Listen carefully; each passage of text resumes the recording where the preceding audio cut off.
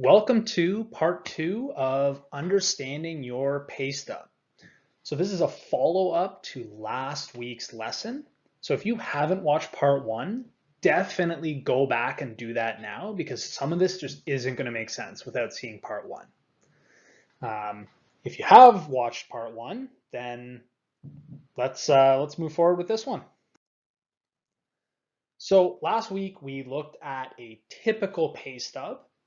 And we said that a pay stub is a form that shows you how much you worked, how much you were paid, and how much was deducted in a given pay period. So we looked at John Smith, and we looked at how much he got paid in his regular and his overtime hours. And we said, looking at the column for the current total that he got paid in this pay period, we could see that for his regular hours, he got $1,600, and for his overtime, he got $125. And that means that the total he earned in this pay period was $1,725. But we noticed that his net pay, or what he actually takes home with him, was only $1,294.66. So what happened to a little over $400? Where did that money go? So to look at that, we're going to have to understand something called a deduction. So a deduction from your pay is money that is taken out of the total, or what's sometimes called the gross pay on a paycheck. So you've got your total gross pay, everything you earned, and then money gets taken out of that. So the question is why and where does that money go, right? We want to know what's happening to our money. So if we look here on the paycheck to this yellow area, we can see all the types of deductions that are getting taken out of our pay. And while this can be a little frustrating when you technically on paper you made $1,725 and you only get to keep $1,200 of that or $1,300 of that, a lot of these are actually really important and benefit us. So to me, that's why I like to know where this money is going. So let's look at where John's money is going. So the first one we see is CPP. In that yellow area underneath deductions, we see CPP. And this is the Canada Pension Plan.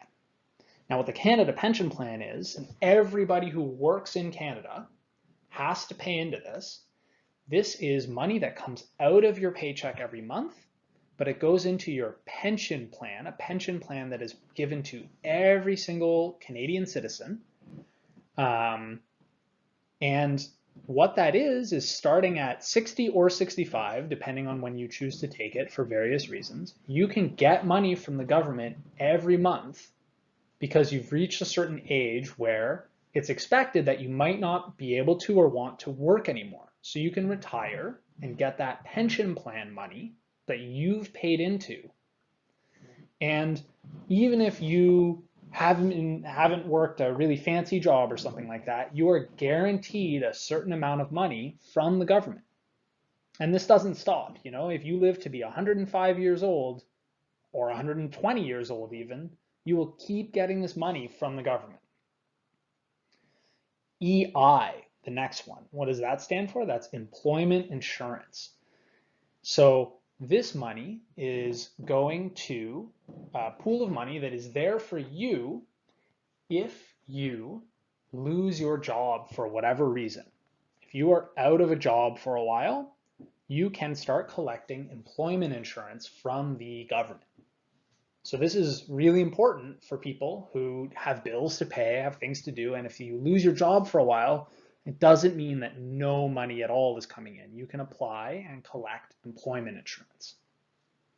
The next one is income tax. And this one is a major way that the government collects money to run all sorts of things that we need. So income tax happens at the federal, or just all of Canada, that level, and at the provincial level. So this would be, in our case, Ontario. And income tax goes to pay for all sorts of things that you see around you and maybe don't even think about. So from anything from hospitals to libraries to roads and power, the military, things that keep us safe, and schools, of course, right? So I, as a teacher, I'm a government employee. I get paid from, in part, people's income tax. I also have to pay income tax. So let's look at the next one, union dues. This a lot of people won't have for a lot of jobs, but if you have a job where you're part of a union, the union is a group of people that you belong to as part of that job that does a lot of things to protect your job and your rights as a worker. And the union needs money to function. So every month, a bit of money gets taken out of your paycheck to pay for the operation of the union. And then there's other things that are a little more optional, right? So life insurance we see on here. Life insurance, some jobs offer this. And this means that this person is paying into life insurance every month so that if something happens to them, then their loved ones or someone that they have written down as the person in this case, if something happens to them, they get hurt, then that person can get money from their life insurance.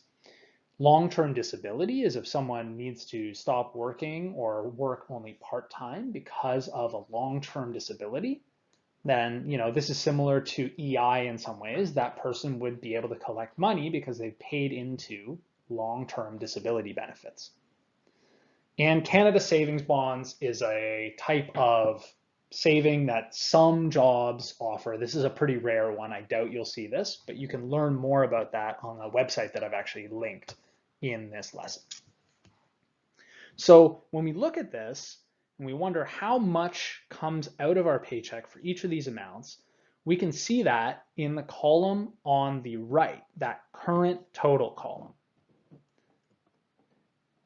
Now, which one of these deductions is taking out the most money each month from John's paycheck? I'll give you a second to look at that. And you're going to do that in the same way that we did with the other tables in the previous lesson. So you'll look at the deductions and look at the numbers to the right of those to find out how much total came out of John's paycheck this month.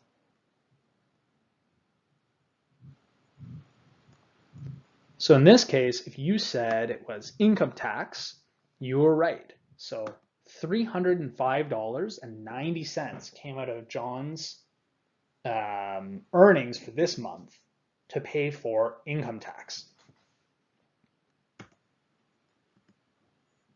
Now, if we want to know what the total is for the entire month, what we can do is we can add all of these numbers up, or conveniently, it's done for us, and we can see underneath here the total deductions for that month.